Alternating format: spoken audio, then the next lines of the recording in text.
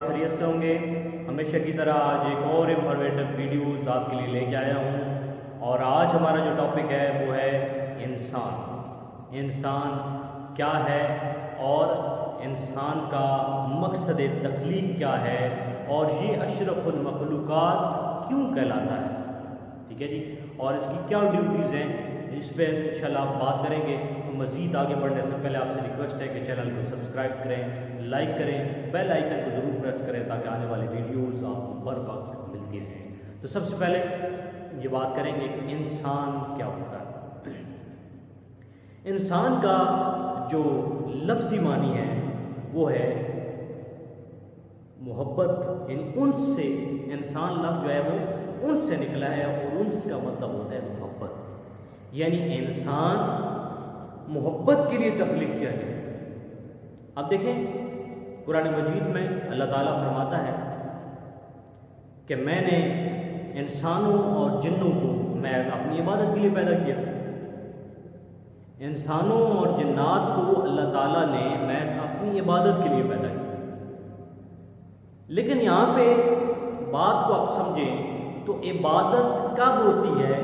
جب محبت ہوتی ہے. جب کسی چیز سے آپ کو محبت ہوتی ہے آپ اس کو پوجتے ہیں. ٹھیک ہے، تو اللہ تعالیٰ بھی یا ایھا الانسان جب قرآن مجید میں کہتا ہے کہ تمام انسانوں کو مخاطب کرتا ہے، تو اس لیے میں نے یہ جو انسان جو ہے وہ ٹاپک چوز کیا. تو انسان اور جنات کے بارے میں یہ کہا گیا کہ وہ جو ہے ان کا کام کیا ہے؟ اللہ کی عبادت کرنا. لیکن انسان اشرف المخلوقات کیوں ہے؟ جنات اشرف المخلوقات کیوں نہیں ہے؟ انسان ہی کیوں ہے؟ تو اس بات کو سمجھنا ہے کہ جنات کا جو کام ہے وہ ہے کہ اللہ کی عبادت کرنا، اور انسان کا اضافی کام ہے. انسان کا کام ہے اللہ کی عبادت کرنا، اللہ سے عشق کرنا. جب انسان کو عشق ہوگا اپنے رب سے تو وہ اپنے رب کی عبادت کرے گا. لیکن اگر عشق نہیں ہے تو پھر عبادت بھی قابل قبول نہیں. اب دیکھیں انسان جو ہے وہ تین چیزوں سے مل کر بنتا ہے. انسان ظاہری طور پہ جو آپ کو نظر آتا ہے وہ تین اجزاء پر مشتمل ہے جو بڑے اجزاء ہیں. سب سے پہلے انسان کا جسم ہے، اسٹرکچر آف باڈی ہے. یہ جسم جو آپ کو ظاہری طور پہ نظر آتا ہے یہ انسان کا کیا ہے جی؟ انسان کا جسم ہے، انسان کا پہلا حصہ ہے. دوسرا جو انسان کا حصہ ہے وہ ہے انسان کی عقل، جس کا تعلق عقل سے. عقل جو ہے وہ انسان کی دوسرا جو پارٹ ہے. اور تیسرا جو ہے وہ ہے روح. جسم، عقل اور روح یہ جب ملتی ہیں تو ایک انسان تخلیق پاتا ہے، ایک انسان بنتا ہے. اب دیکھیں کہ جسم جو ہے، عقل اور روح، ان تینوں کی خوراک الگ الگ ہے. ان تینوں کی خوراک الگ الگ ہے. آپ کا جو جسم ہے اس کی خوراک جو ہے وہ جو آپ کھاتے ہیں، روٹی، دال، چاول، سبزی، پھل، یہ جو چیزیں آپ کھاتے ہیں، پانی پیتے ہیں، یہ اس کی خوراک ہے اس جسم کی. جب آپ جسم کو خوراک دیتے ہیں تو یہ جسم جو ہے وہ تندرست و توانا رہتا ہے. ٹھیک ہے جی، اور مضبوط رہتا ہے، آپ کو انرجی مہیا کرتا ہے، آپ کو طاقت مہیا کرتا ہے کہ آپ روزمرہ کے معمول کے کام آپ کر سکیں. یعنی اگر آپ کا جو جسم ہے وہ تندرست نہیں ہے تو پھر آپ کام کاج بھی نہیں کر سکتے. آپ جب تک مکمل طور پر تندرست نہیں ہے آپ کا جسم تو آپ کوئی بھی کام نہیں کر سکتے. اسی طریقے سے جو عقل ہے آپ کی، اس کی جو خوراک ہے اس کی خوراک ہے حواس خمسہ، یعنی سوچ. جو آپ سوچتے ہیں کسی بھی چیز کو، جب آپ سوچتے ہیں تو پھر کیا کرتا ہے؟ حرکت میں برکت ہوتی ہے. جب آپ کا جو عقل ہے وہ سوچتی ہے کسی بھی ٹاپک پہ، اس کی تہہ تک جانے کی کوشش کرتی ہے، اس کے بارے میں جو اس کے ایویڈنس وغیرہ کلیکٹ کرتی ہے اور پھر اس بات کو سمجھ کر جب اس کو تسکین مل جاتی ہے، جب وہ عقل جو ہے اس بات کو سمجھ لیتی ہے کہ یہ بات اس طریقے سے صحیح ہے، تو اس سیٹسفائیڈ ہو جاتی ہے، اور جب تک وہ سیٹسفائیڈ نہیں ہوتی وہ اس کی تلاش میں رہتی ہے، تلاش جاری رہتی ہے۔ تو یہ جو ہے اگر آپ سوچنا چھوڑ دیں گے تو پھر کیا ہوگا؟ جس طریقے سے کسی چیز کو آپ استعمال کرنا چھوڑیں تو اس کو زیادہ لگ جاتا ہے، اسی طریقے سے جب آپ سوچنا چھوڑیں گے، اپنی عقل کو بالکل آپ چھوڑ دیں گے اس سے کام لینا، تو کیا ہوگا کہ آپ جو ہے بالکل جو ہے وہ آپ کی عقل ضائع ہوتی ہے، آپ کی سمجھ بوجھ جو ہے وہ نہیں بھی فیصلہ کرنے کے قابل نہیں رہیں گے، ٹھیک ہے، ہمیشہ دوسرے کو محتاج رہیں گے، کون فیصلہ کرے کیا ہو، یہ ساری چیزیں جو ہے اس میں آ جاتی ہیں۔ اور تیسری چیز ہے روح۔ اب روح کی خوراک کیا ہے؟ روح کی جو خوراک ہے وہ اللہ کا ذکر ہے، اللہ کا ذکر ہے روح کی خوراک، اور جب تک وہ ذکر نہیں ہوتا تب تک اس کو خوراک نہیں ملتی۔ جس طریقے سے آپ کا جسم اس کو خوراک نہیں ملتی تو وہ لاغر ہوتا ہے، وہ کمزور ہوتا ہے، آپ کی عقل کو جب خوراک نہیں ملتی تو وہ کمزور ہوتی ہے، جب آپ کی روح کو خوراک نہیں ملتی تو وہ بھی کمزور ہو جاتی ہے، اور پھر وہ اصل جو اس کا کام ہے، جو مقصد تخلیق ہے، جو مقصد آیات ہے، وہ اس کو پورا کرنے سے قاصر رہ جاتا ہے، اس کو پورا نہیں کر سکتا۔ تو اب دیکھیں کہ ان تینوں کی خوراک الگ الگ ہے، ان کا جو کام ہے وہ بھی الگ ہے، لیکن یہاں پہ ایک بات ذہن میں رکھیں کہ جب ان تینوں میں سے ایک جو کام کی طرف متوجہ ہو جاتی ہے، کام کرنے جاتی ہے، کوئی بھی ایسا جو کام کرتا ہے، تو وہ تینوں کا فوکس ایک طرف ہو جاتا ہے۔ خوراک الگ ہے، پورا انسان ہے، انسان کے تینوں بڑے جو حصے ہیں وہ جب ایک کسی کام کی طرف متوجہ ہوتا ہے، جب اس کو فوکس کرتا ہے، تو یہ تینوں اس کی طرف متوجہ ہو جاتے ہیں، تینوں اس پہ فوکس کرتے ہیں۔ جب تینوں کا ملاپ ہوتا ہے تو وہ کام پایا تکمیل تک پہنچتا ہے، ادروائز وہ کام پایا تکمیل تک نہیں پہنچتا۔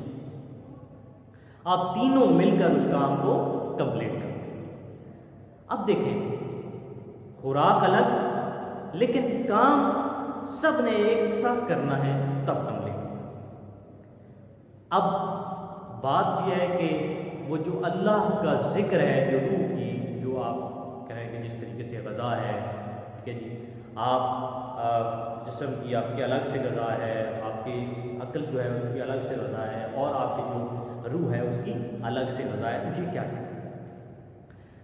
تو آپ دیکھیں کہ روح جو ہے اس کی اصل کی طرف، اب آپ نے یہ سمجھنا ہے کہ اصل اپنے اصل کی طرف لوٹ کے جاتی ہے۔ جب اصل اپنے اصل کی طرف لوٹ کے جاتی ہے، جس طریقے سے اللہ تعالیٰ نے قرآن مجید میں اپنے محبوب صلی اللہ علیہ وسلم کو فرمایا کہ ارجی الی ربک الی راضیۃ مرضیہ، ارجی الی ربک، اپنے رب کی طرف لوٹا، اپنے رب کی طرف لوٹا، یعنی جو حقیقت ہے، جو اصل ہے، اس کی طرف وہ لوٹ کے جاتا ہے۔ تو اب یہ سمجھنا ہے کہ جو جسم کی، جو آپ کے جسم ہے، اس کی اصل جو ہے، جب ایک مسلمان شخص، ایک مسلمان جو ہے وہ جب فوت ہوتا ہے تو اس کو زمین کے سپورٹ، مٹی کے سپورٹ کر دیا جاتا ہے، قبر کھود کے اس کو اس کے اندر ڈال دیا جاتا ہے، اوپر سے مٹی جو ہے وہ برابر کر دی جاتی ہے۔ اس کے پیچھے راز کیا ہے؟ اس کے پیچھے وجہ یہ ہے کہ وہ اصل کی طرف لوٹ گیا، یعنی جو اس کی اصل تھی، جو زمین ہے، جو مٹی ہے، وہ اس کی اصل تھی، وہ اس کے اندر چلا گیا۔ اور دوسرا جو روح ہے، جب وہ روح اپنے اصل کی طرف لوٹ جاتی ہے، جب اس کو رب اپنی طرف بلا لیتا ہے، تو کیا ہوتا ہے کہ وہ جو روح ہے وہ اپنے اصل کی طرف لوٹتی ہے تو اس جسم کا انتقال ہوتا ہے۔ یعنی اس انسان کا تینوں چیزیں کا ہونا ضروری ہے۔ جب آپ کا جسم نہیں ہوتا تو پھر آپ یہاں پہ جو ہے وہ اس معاشرے کے اندر نہیں رہ سکتے۔ جب آپ کی عقل نہیں ہوتی تو معاشرہ آپ کو ایکسیپٹ نہیں کرتا، معاشرہ آپ کو پاگل کہتا ہے، معاشرہ آپ کی کوئی بات تسلیم نہیں کرتا، کسی بات کو ایڈمٹ نہیں کرتا، وہ ہمیشہ آپ کو پاگل قرار دیتے ہیں کہ اس کی بات کو ماننا ضروری نہیں ہے۔ کوئی بھی اگر ایسا کسی قسم کا ایکٹ ہو جاتا ہے تو کیا کہا جاتا ہے کہ فلاں شخص پاگل ہے جی، اس کی بات کو بے غور نہ کیا جائے۔ اب تیسری چیز ہے روح۔ روح جو ہے جب نکل جاتی ہے تو پھر بھی معاشرہ اس کو ایکسیپٹ نہیں کرتا، جلدی جلدی اس کو دفنانے کی کوشش کی جاتی ہے۔ یعنی آپ کا جسم نہیں ہے تو پھر یہاں پہ آپ کا وجود ممکن نہیں ہے۔ جب آپ کی عقل نہیں ہے تو معاشرہ آپ کو ایکسیپٹ نہیں کرے گا، اور جب آپ کی روح نہیں ہے تو معاشرہ آپ کو آپ کے اصل جو اس جسم کی اصل ہے اس کی طرف لے جاتا ہے، پھر اس کو یہاں پہ معاشرے میں جو ہے وہ کسی کرامت نہیں سمجھا جاتا بلکہ اس کو اصلیت کی طرف لوٹا دیا جاتا۔ تو یہ ہے انسان کی حقیقت، یہ جو ظاہری طور پر جو انسان نظر آتا ہے، جو معاشرے کے اندر مختلف کام فرائض سر انجام دیتا ہے، معاشرے کے اندر مختلف کام کرتا ہے، اس کے جو وجود ہے وہ اس طرح سے۔ تو اب بات آتی ہے کہ انسان کی جو روح ہے اس کا تعلق اللہ سے ہے۔ وہ کیسے ہے اس کو سمجھنا کہ جب عالم ارواح کے اندر جب اللہ تعالیٰ نے روحوں کو پیدا فرمایا، جب اللہ تعالیٰ نے ارواح کو پیدا فرمایا تو ارواح کو پیدا کرنے کے بعد سب سے پہلے اللہ نے اپنے نور سے حضور علیہ السلام کے نور کو پیدا فرمایا، اور حضور علیہ السلام کے نور سے تمام مخلوقات کو پیدا فرمایا۔ اور جب مخلوقات کو پیدا فرما لیا، جب ان کو ارواح جو تھیں وہ تخلیق پا گئی، پھر اللہ نے 4000 سال ان کو اپنے دیدار سے مشرف فرمایا، اپنے دیدار کی اجازت عطا فرمائی، اپنا دیدار عطا فرمایا۔ 4000 سال تمام ارواح نے اللہ تعالیٰ کا دیدار کیا۔ 4000 سال دیدار کرنے کے بعد اللہ تعالیٰ نے اب امتحان لینا چاہا، تمام ارواح سے مخاطب ہو کے اللہ تعالیٰ قرآن پاک میں فرماتے ہیں کہ الستُ بربکم، کیا میں تمہارا رب نہیں؟ کیا میں تمہارا رب نہیں؟ تو آگے سے جو ارواح تھی، میری اور آپ کی جو ارواح تھی، انہوں نے کہا قالوا بلا شہدنا، وہ کہتی ہیں بلا شہدنا، ہم گواہی دیتی ہیں کہ تو ہی ہمارا رب ہے۔ اللہ نے فرمایا کہ کیا میں تمہارا رب نہیں ہے؟ تو ارواح کہتی ہیں کہ ہم گواہی دیتی ہیں کہ تو ہی ہمارا رب ہے۔ یہاں پر رب کا مطلب کیا ہوگا؟ رب کا مطلب ہوتا ہے پالنے والا۔ اس بات کو سمجھنا کہ پالنے والا، کس کو پالنے والا؟ آپ کی ارواح کو۔ آپ کی ارواح پل رہی ہیں، خوراک کیا مل رہی ہے؟ خوراک مل رہی ہے اللہ کا دیدار، وہاں پہ کوئی چیز اور نہیں بلکہ اللہ کا دیدار جو ہے وہ آپ کی روح کی خوراک اس وقت تھی۔ اللہ سے محبت، اللہ سے عشق، اللہ کا دیدار۔ اب یہاں پہ ایک بات آپ سمجھیں کہ جب بھی کسی چیز کو آپ بار بار دیکھتے ہیں، بار بار دیکھتے ہیں تو آپ کا اس سے انس بڑھتا ہے، آپ سے اس کی محبت بڑھتی جاتی ہے۔ وہ آپ بار بار اس کو دیکھتے ہیں تو آپ کی وہ ذہنوں میں پیوست ہو جاتی ہے، آپ اس کو محبت کی نگاہ سے دیکھتے ہیں، اس کے ساتھ آپ کی اٹیچمنٹ، محبت زیادہ ہونا شروع ہو جاتی ہے۔ تو 4000 سال جب اللہ نے اپنا دیدار کرایا تو وہ محبت کا عالم کیا ہوگا؟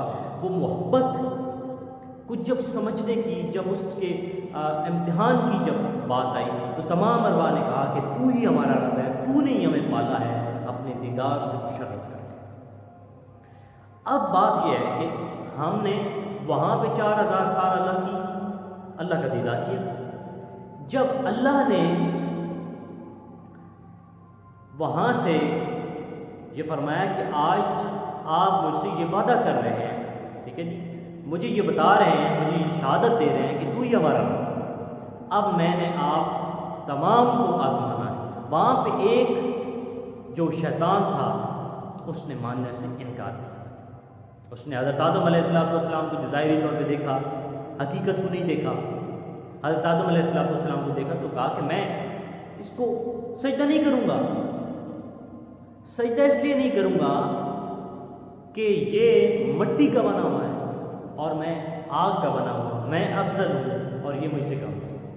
جو کبریائی تھی، جو اپنے آپ کو جو بڑا سمجھنا، ٹھیک ہے، اللہ ہی سب سے بڑا ہے، اس کے علاوہ کوئی بڑا نہیں ہے۔ جب اللہ کا حکم ہوا سجدہ کرنے کا تو پھر اللہ کو دیکھنا چاہیے تھا، ٹھیک ہے جی۔ شیطان کو چاہیے تھا اللہ کے حکم کی پاسداری کرتا، لیکن اس وقت وہ تکبر میں آ گیا، تکبر اس کو لے ڈوبا، اس کی عبادات رائے گاہ چلی گئی، اور کیا ہوا کہ اسے لعین قرار دیا گیا، شیطان مردود قرار دیا گیا۔ یہاں پہ کوئی انفارمیشن دوں کہ شیطان کا اصل نام عزازیل ہے، عزازیل کو شیطان مردود قرار دیا گیا۔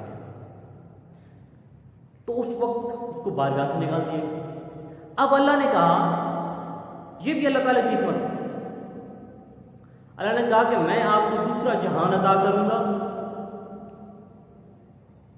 اور دوسری آپ کو شیب عطا کروں گا،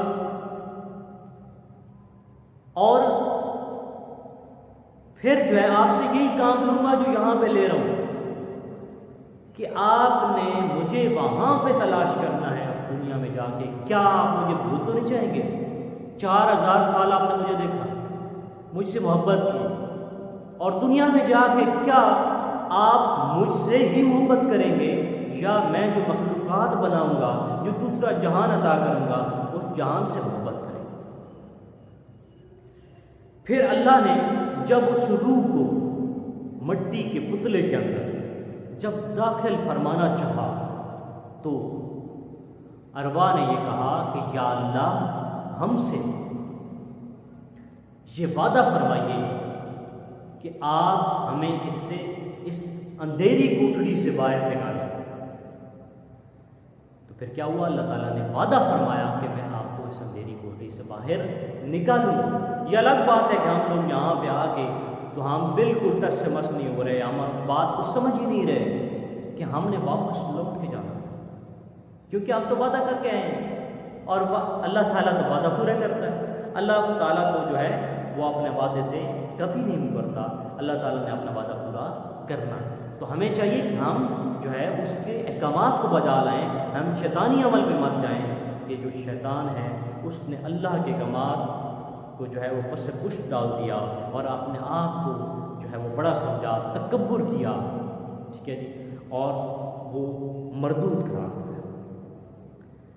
اب دیکھیں کہ اللہ کا جب دیدار کہ اللہ نے ہمیں دوسرا جہان بھی عطا کر دیا، ہمیں دوسرا جسم بھی عطا کر دیا، اب ہمارا جو کام ہے اس دنیا میں آنے کا، اللہ نے جس طریقے سے قرآن حدیث قدسی میں فرمایا کہ میں ایک چھپا ہوا خزانہ تھا، میں ایک چھپا ہوا خزانہ تھا، جب میں نے چاہا کہ میں پہچانا جاؤں تو میں نے مخلوق کو پیدا کیا۔ یعنی اللہ تعالیٰ فرماتے میں ایک چھپا ہوا خزانہ تھا، وہ زمانہ گیا کہ جب میں ایک چھپا ہوا خزانہ تھا، جب میں نے چاہا کہ میں پہچانا جاؤں تو پھر کیا ہوا کہ میں نے مخلوق کو پیدا فرمایا۔ تو اللہ تعالیٰ نے مخلوقات کو جو پیدا فرمایا، مقصد کیا ہے کہ وہ پہچانا جاؤں۔ تو ہمارا جو مقصد ہے تخلیق ہے، اللہ تعالیٰ کی پہچان ہے، اللہ تعالیٰ سے عشق اور اللہ تعالیٰ کی محبت، اور اللہ تعالیٰ کی عشق اور محبت کے بعد پھر باری آتی ہے اللہ کی عبادت کی۔ عشق ہوگا تو عبادت میں مزہ آئے گا، اس طریقے سے شاعر کہتا ہے کہ سجدہ عشق ہو تو عبادت میں مزہ آتا ہے، سجدہ عشق ہو تو عبادت میں مزہ آتا ہے، خالی سجدوں میں تو دنیا ہی بسا کرتی ہے۔ یعنی اگر عشق نہیں ہے، محبت نہیں ہے تو پھر کیا ہوگا؟ وہ سجدے رائے گاہ چلے جائیں گے، اس میں صرف دنیا بسے گی، اللہ نہیں بسے گا۔ تو اللہ سے عشق ضروری ہے۔ اب دیکھیں حدیث نبی صلی اللہ علیہ وسلم ہے احب اللہ والبغض للہ، اللہ کے لیے محبت کی جائے اور اللہ کے لیے بغض رکھا جائے۔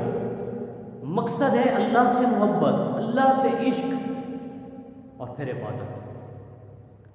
اللہ سے عشق کا تقاضا کیا ہے کہ کسی بھی چیز کو اس سے بڑھ کر نہ جانا ہے، بلکہ اگر کسی بھی چیز سے محبت بھی کی جائے تو وہ اللہ کے لیے کی جائے، اور کسی چیز سے نفرت کی جائے تو وہ اللہ کے لیے کی جائے۔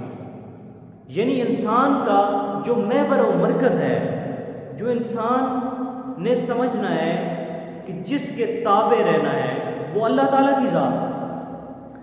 اللہ تعالیٰ کی ذات انسان سے کیا چاہتی ہے، اور انسان کے لیے اللہ نے تمام مخلوقات کو پیدا فرمایا۔ اللہ نے انسان کو اپنے لیے اور تمام مخلوقات کو، باقیوں کو انسان کے لیے پیدا فرما دیا۔ اب دیکھیں، چرند، پرند، جانور، حیوانات، جنگلات، یہ جو ساری چیزیں ہیں یہ انسان کے لیے بنا دی۔ انسان اس سے فائدہ اٹھائے، انسان کو تمام فیسلٹیز دے دی گئی اور کہا کہ تمہارا جو کام ہے وہ مجھ سے عشق کرنا۔ واہ! انسان کو اپنے عشق کے لیے، اپنی محبت کے لیے بنا دیا۔ تو کتنا مہربان ہے رب کہ اللہ تعالیٰ فرماتا ہے کہ جب آپ میری طرف ایک قدم چل کے آئیں گے، میں تمہاری طرف 10 قدم چل کے آؤں گا۔ میری طرف ایک بالش چل کے آئیں گے، میں 10 بالش چل کے آؤں گا۔ یہ اللہ تعالیٰ کی محبت کا انداز ہے۔ اللہ تعالیٰ 70 ماؤں سے زیادہ پیار کرتا ہے۔ ایک ماں جتنا پیار کرتی ہے، آپ دیکھتے ہیں کہ دنیا کے اندر سب سے زیادہ جو محبت کرتی ہے وہ ماں کرتی ہے، اور ماں سے بڑھ کر وہ رب ہم سے محبت کرتا ہے، اور وہ 70 ماؤں سے زیادہ پیار کرتا ہے۔ تو ہمیں کیا چاہیے کہ ہم اس سے عشق کریں، اس سے پیار کریں، اس سے محبت کریں۔ جب عشق ہوگا تو عبادت ہوگی، جب عشق ہوتے ہوئے ہم عبادت کریں گے تو عبادت کے اندر ہمیں مزہ آئے گا، کیونکہ ہم اصلیت کی طرف جا رہے ہیں۔ ہم جس مقصد حیات کے لیے یہاں پہ آئے تھے وہ مقصد اس طرح سے پورا ہو سکتا ہے، ورنہ جس طریقے سے آپ دیکھیں ہم معاشرے کے اندر زندگی گزار رہے ہیں، ٹھیک ہے، ہم اس کو بھول چکے ہیں۔ تو یہی تو جانچ پڑتال ہے ہماری کہ زندگی دوں گا، کیا وہاں جا کے میری مخلوق سے محبت کرنا شروع کر دے گا، یا میرے لیے محبت کرے گا، مجھ سے محبت کرے گا۔ تو ہمیں اللہ تعالیٰ سے محبت کرنی ہے، اللہ کے لیے محبت کرنی ہے۔ اگر کسی انسان سے کرنی ہے، کسی بھی چیز سے کرنی ہے، تو اللہ کے لیے محبت کرنی ہے۔ تو ہمارا جو ملک پاکستان ہے اس سے محبت جو کر رہے ہیں ہم، نظریے لا الہ پہ یہ ملک بنا، تو اس نظریے پہ جو ہم اس سے محبت کر رہے ہیں، ٹھیک ہے، اس اپنے وطن سے، تو یہ کیا ہے، ہم اللہ کے لیے کر رہے ہیں۔ نظریہ کیا ہے؟ لا الہ الا اللہ محمد رسول اللہ۔ اس نظریے کے لیے ہم اس کی عزت کرتے ہیں، ہم اس سے پیار کرتے ہیں، ہم اس کی آن پہ مٹنے والے ہیں، ہم ہر دم اس کی جو عزت ہے اس پہ مٹنے والے ہیں، کسی کو میلی آنکھ سے نہیں دیکھتے۔ یہ کس لیے؟ اللہ سے۔ آپ دیکھیں اللہ تعالیٰ قرآن مجید میں فرماتا ہے وَنَحْنُ أَقْرَبُ إِلَيْهِ مِنْ حَبْلِ الْوَرِيدِ، وَنَحْنُ أَقْرَبُ إِلَيْهِ مِنْ حَبْلِ الْوَرِيدِ، کہ میں تمہاری شاہ رگ سے زیادہ قریب ہوں۔ اب اللہ تعالیٰ ہماری شاہ رگ سے زیادہ قریب ہے۔ شاہ رگ کیا ہوتی ہے؟ شاہ رگ ہوتی ہے کہ جب وہ کٹ جائے تو انسان کی زندگی نہیں رہتی، انسان مردہ ہو جاتا ہے، تو وہ رگ جو کٹ جاتی ہے اس سے بھی قریب ہے ہمارا رب۔ تو ہمیں اللہ تعالیٰ کو پہچاننا ہے، ہم نے اللہ تعالیٰ کو سمجھنا ہے اور اللہ کے بتائے ہوئے احکامات کے مطابق عمل کرنا ہے۔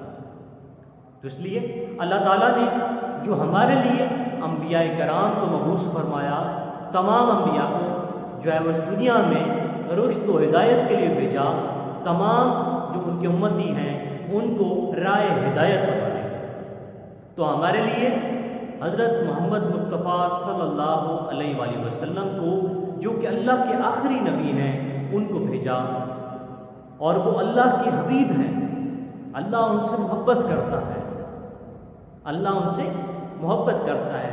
اور سبحان اللہ کہ اللہ نے ہمیں وہ نبی عطا فرمایا، ہمیں ان کو فالو کرنا ہے، اور تمام انبیاء پہ ہم نے ایمان ضرور رکھنا ہے، لیکن فالو جو کرنا ہے ہم نے حضرت محمد مصطفیٰ صلی اللہ علیہ وسلم کو ہم نے فالو کرنا ہے، ان کی تعلیمات پہ عمل کرنا ہے، اور ان کی تعلیمات پہ جب ہم عمل کریں گے تو ہم سرخرو ہو جائیں گے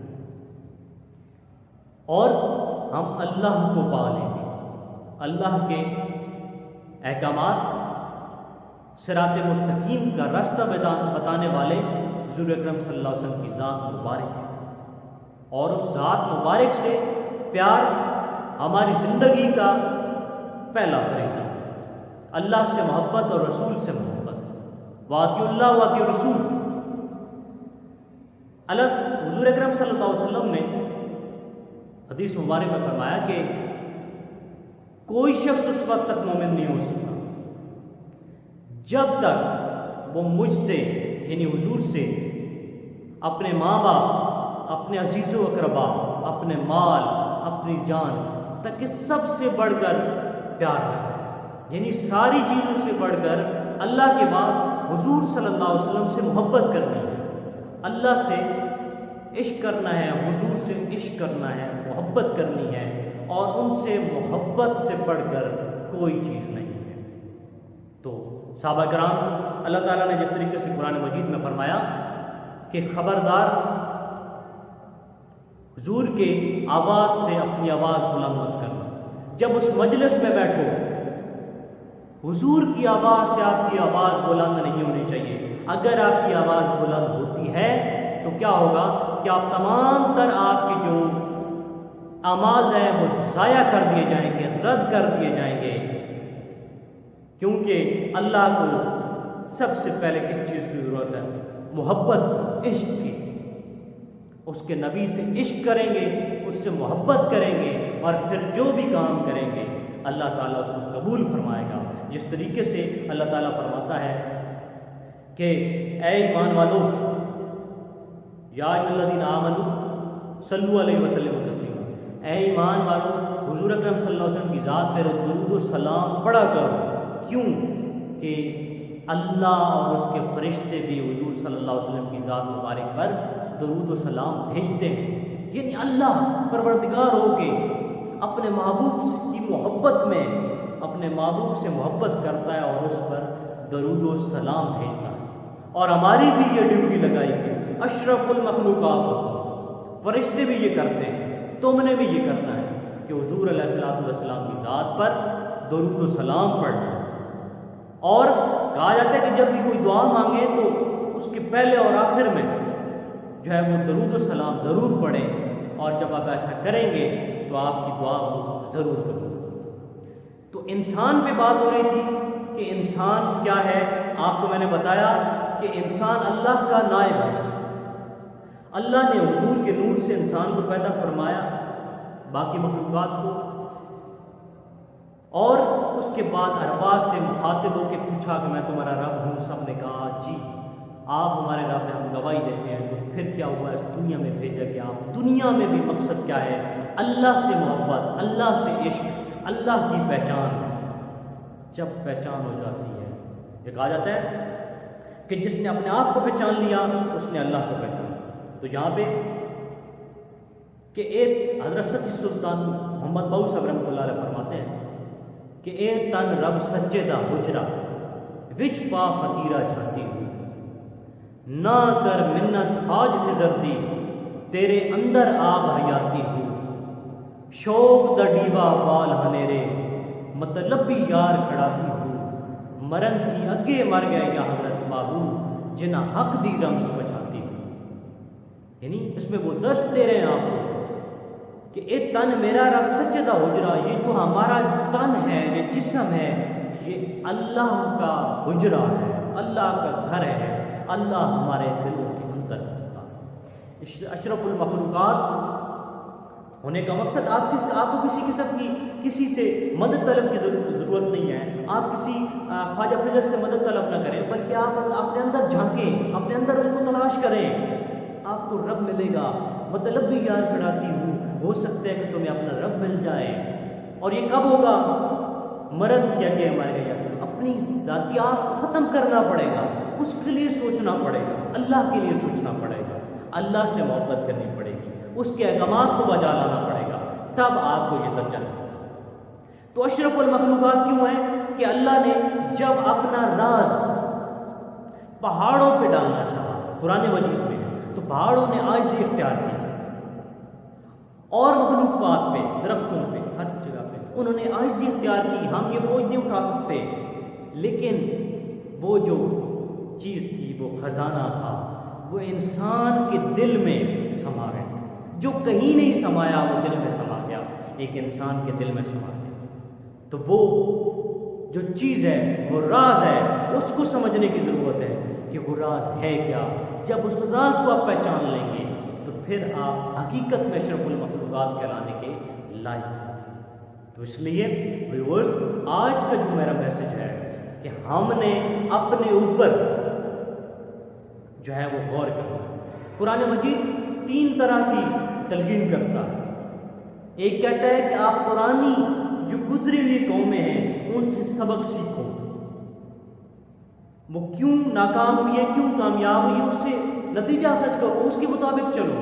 ایک ہے کہ فطرت، یہ جو فطرت ہے، یہ جو چیزیں ہیں، ان کو دیکھ کے کہ کوئی تو ہے جو نظام ہستی چلا رہا ہے، اسے سمجھیں۔